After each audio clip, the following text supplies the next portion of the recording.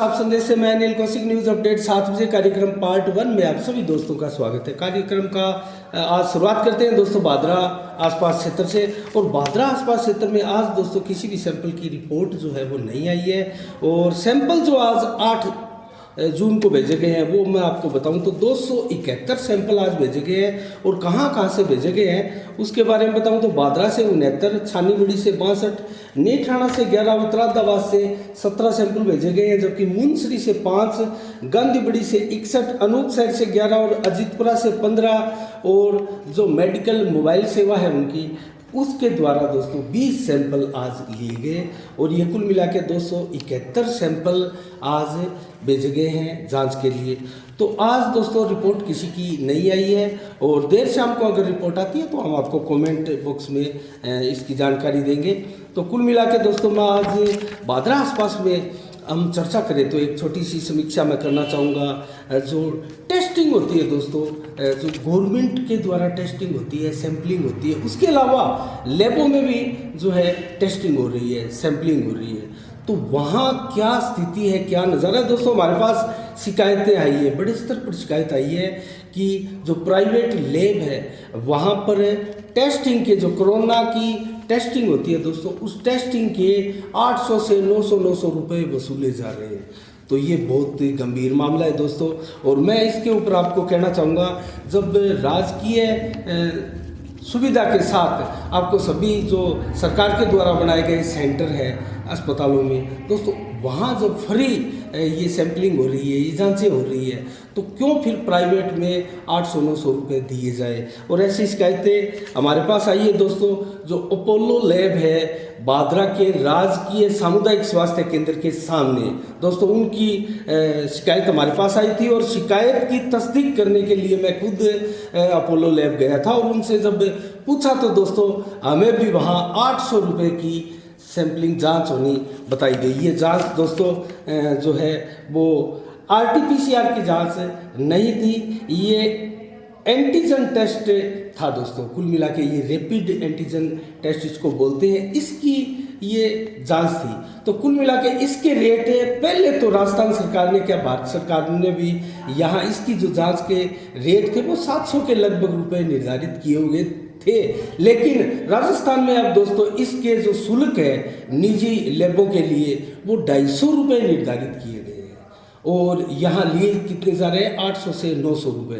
तो दोस्तों ये बहुत ही गलत कार्य हो रहा है। और ऐसी लैबों में जो इस महामारी के समय में एक प्रकार से लोगों को लूटने का कार्य करते हैं, वहाँ किसी प्रकार की टेस्टिंग आप ना करवाएं और जो सरकारी केंद्र बने हुए हैं वहीं से आप इसकी टेस्टिंग कराएं ताकि आप लूटने से बचें। और मैं यहाँ के स्थानीय प्रशासन से उम्मीद करता हूँ कि ऐसी लैबों के ऊपर आप सख्ताई करें, आप कार्रवाई करें। अन्यथा दोस्तों ये चीज़ें बहुत गलत है। और मैं ब्लॉक चिकित्सा अधिकारी है बावरिया जी, उनसे भी कहना चाहूँगा कि आपकी क्या ये संज्ञान में, आपके संज्ञान में ये चीज़ें हैं कि इस प्रकार से लैब द्वारा जो 800, 900 रुपये मांगे जा रहे हैं और लिए जा रहे हैं, तो या फिर आपकी मिलीभगती है इसमें, इसके लिए आप जिम्मेवार हैं। अन्यथा आप ऐसी लैबों के ऊपर कार्रवाई करें। और लोग कतई इसके लिए उत्तरदायी नहीं है क्योंकि लोगों को नहीं पता है,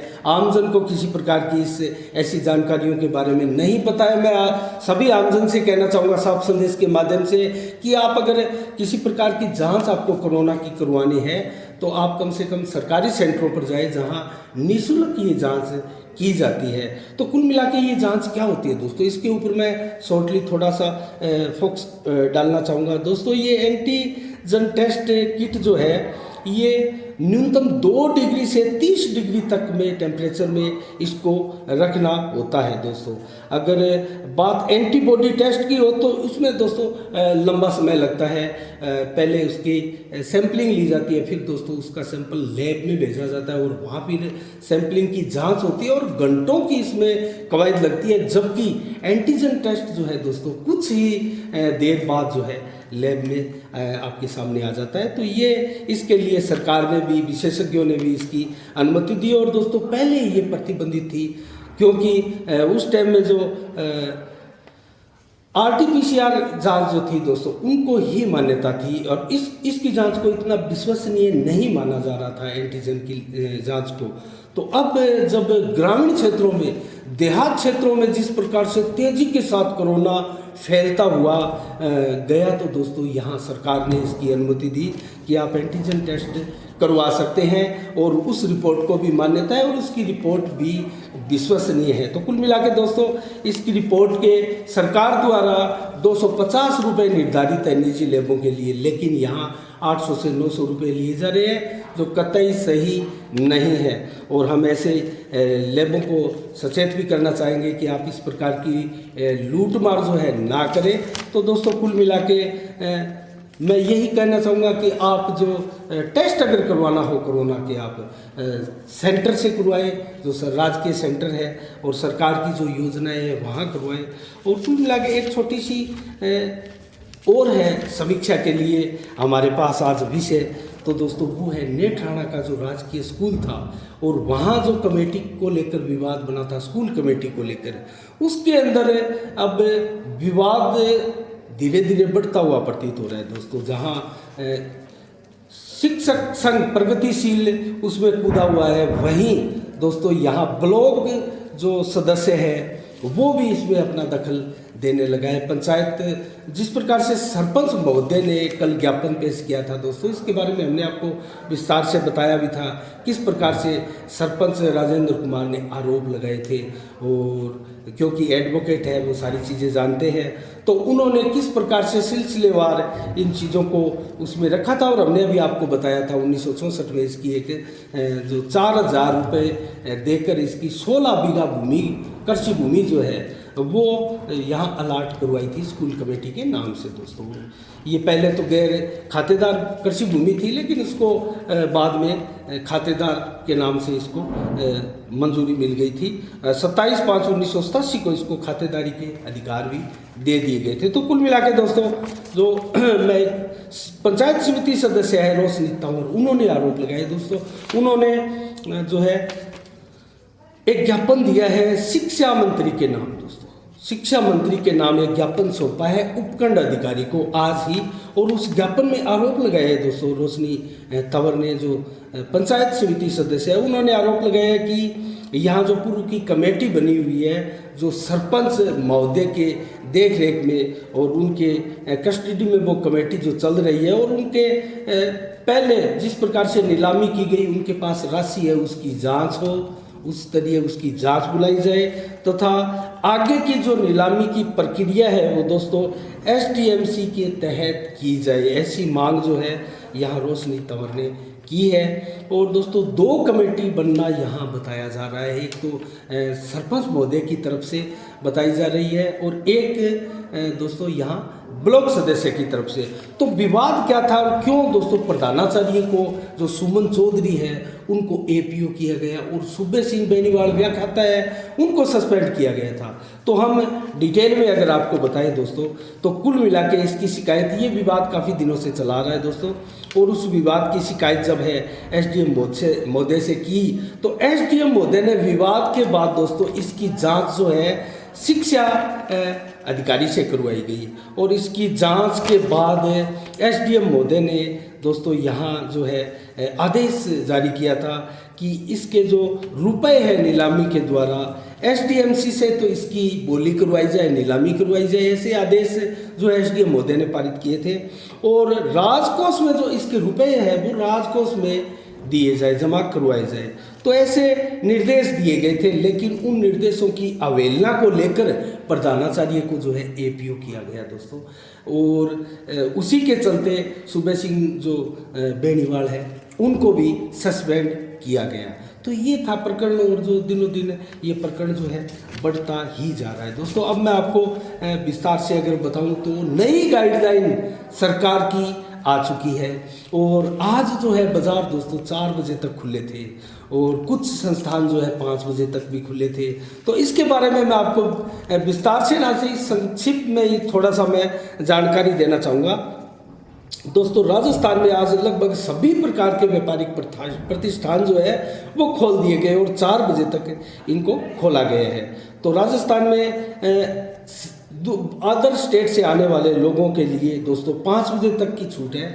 5 बजे से पहले पहले अदर स्टेट से राजस्थान आया जा सकता है। और इसके लिए दोस्तों मैरिज प्लेस, गार्डन, विवाह आदि का जो स्थल है, धर्मशाला है आदि, उनमें अगर दोस्तों किसी प्रकार अनुमति के बगैर जो है समारोह आयोजन करने की जरूरत की गई तो वहाँ 1 लाख रुपए का जुर्माना रखा गया है। जबकि सामाजिक, धार्मिक, राजनीतिक अथवा अन्य प्रकार के सार्वजनिक आयोजनों पर भी रोक है दोस्तों। और ऐसे आयोजन करने पर 10,000 का जुर्माना जो है नई गाइडलाइन में बताया गया है। और विवाह समिति आयोजकों में दोस्तों उपखंड अधिकारी की इसको लेकर अनुमति लेनी पड़ती है दोस्तों, उसके बगैर ये जुर्माने का प्रावधान है। और उसके लिए गाइडलाइन बनी है और जो सीमित संख्या है वो सारी चीज़ें उसकी पालना करनी अनिवार्य है। तो कुल मिला के दोस्तों कोई भी व्यक्ति सार्वजनिक स्थान पर शराब, पान, गुटखा, तंबाकू आदि का सेवन करता हुआ पाया गया तो उसको भी 500 रुपये का जुर्माना जो है किया जाएगा। तो इसके अलावा सार्वजनिक स्थानों पर थूकने पर भी 200 रुपये का जुर्माना दोस्तों किया जाएगा। इस प्रकार के भी प्रावधान इस नई गाइडलाइन में है। और सार्वजनिक स्थान पर रेलवे स्टेशन, बस स्टैंड इत्यादि पर सामाजिक दूरी नहीं रखने पर 6 फीट की दूरी, जो सामाजिक दूरी निर्धारित की गई है वो नहीं रखने पर 100 रुपये का जुर्माना किए जाने का प्रावधान है।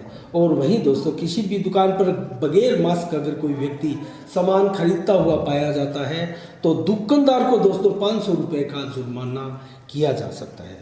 तो इसका प्रावधान भी इसमें दिया गया है। और बाज़ार से कोई भी व्यक्ति अगर दोस्तों बाज़ार में बगैर मास्क और फेस कवर के पाया जाता है तो उसको 1,000 रुपये का जुर्माना किया जाएगा। इसका प्रावधान इसमें दिया गया है।